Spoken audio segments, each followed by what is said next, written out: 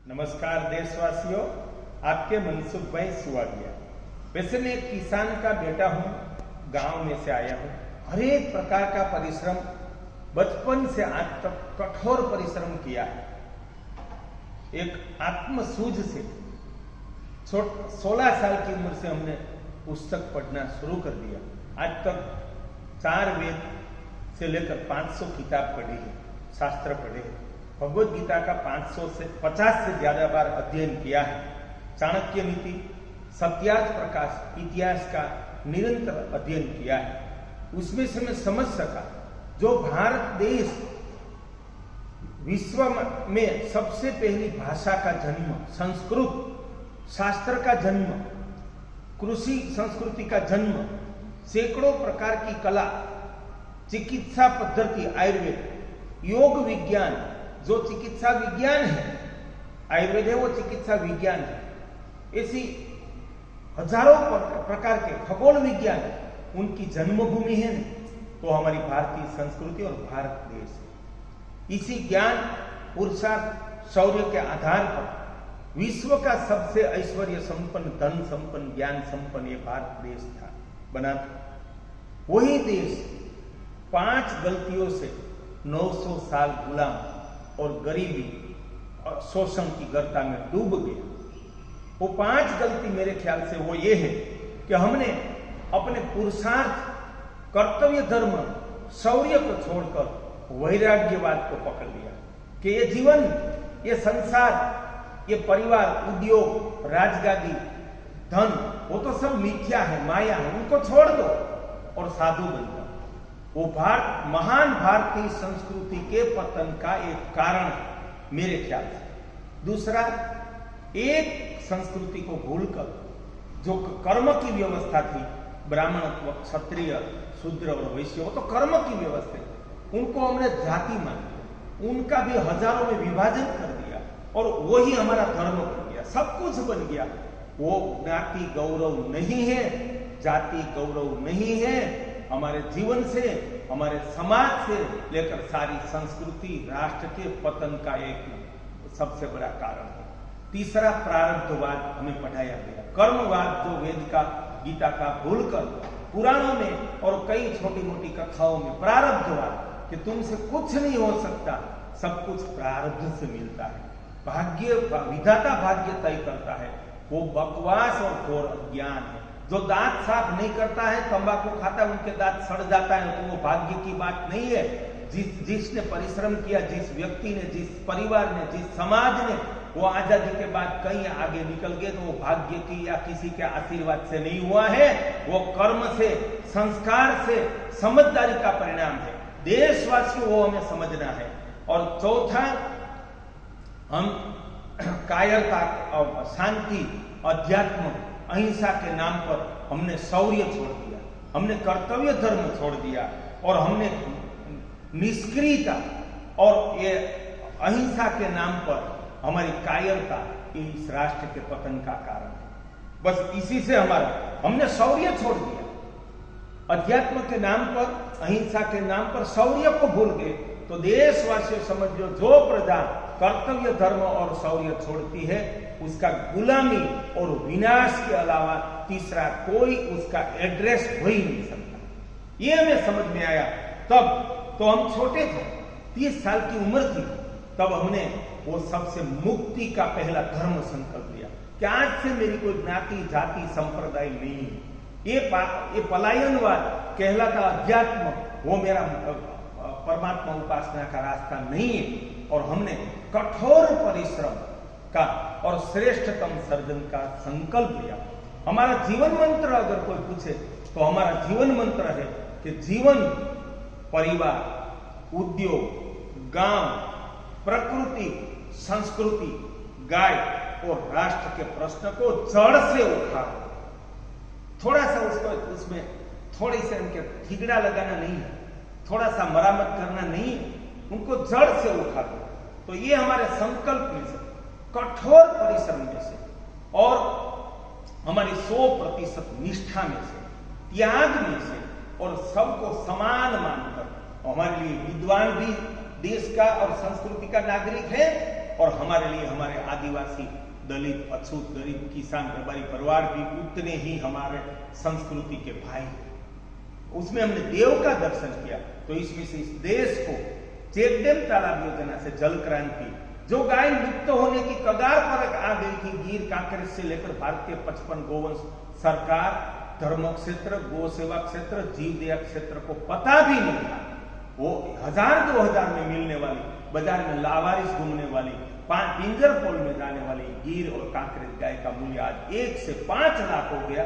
वो इस कर्म का परिणाम है, इस दृष्टिकोण का, इस संकल्प का परिणाम है। हम जापान का गौरव करते हैं, इजराइल का गौरव करते हैं, यूरोप के कई देश का गौरव करते हैं, लेकिन उनके विकास का, उनकी सर्वोपरिता का 4 सिद्धांत में आप देशवासियों आपके सामने रखना चाहता हूं।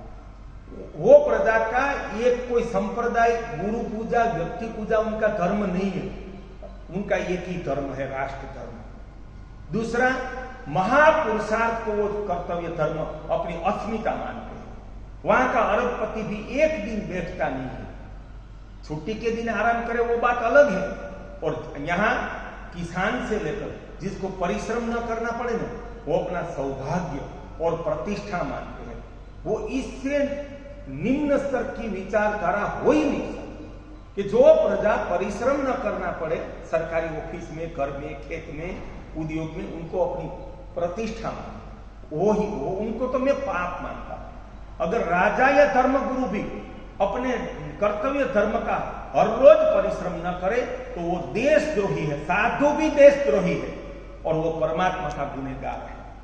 बैठे बैठे खाने का किसी को अधिकार नहीं है कि धन आ गया मंदिर में, मठ में, आश्रम में, बैठे बैठे खाओ, आराम करो और आशीर्वाद लो।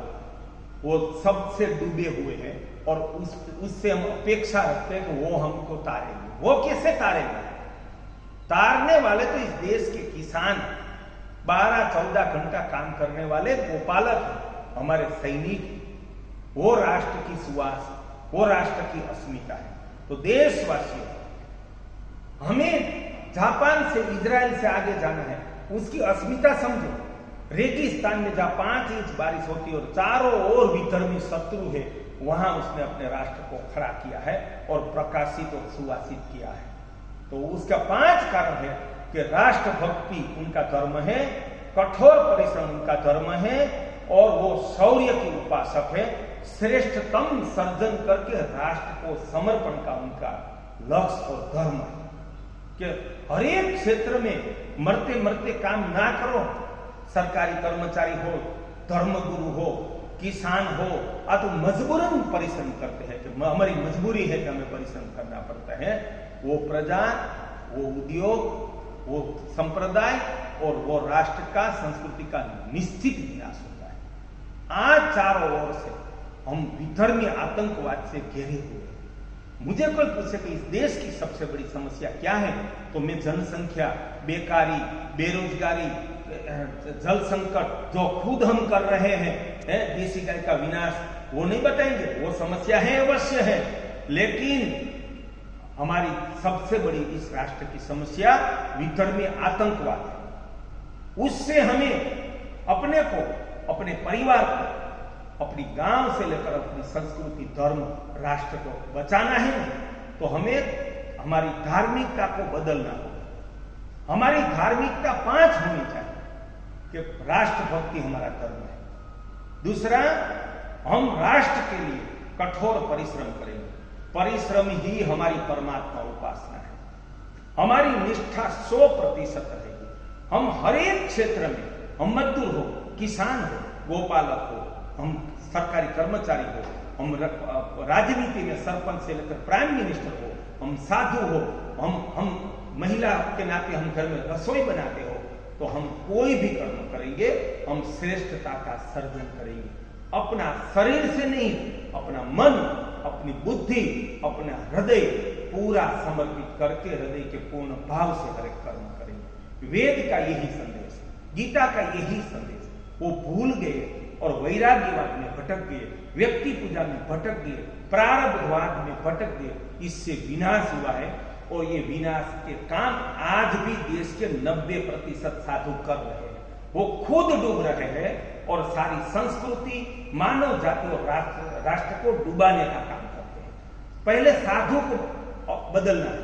वो खुद अपना जीवन धन एकत्रीकरण, आशीर्वाद, पर्चा, व्यक्ति पूजा, आराम को छोड़कर अपना जीवन ये परमात्मा का जीवंत स्वरूप प्रकृति को समर्पित करे।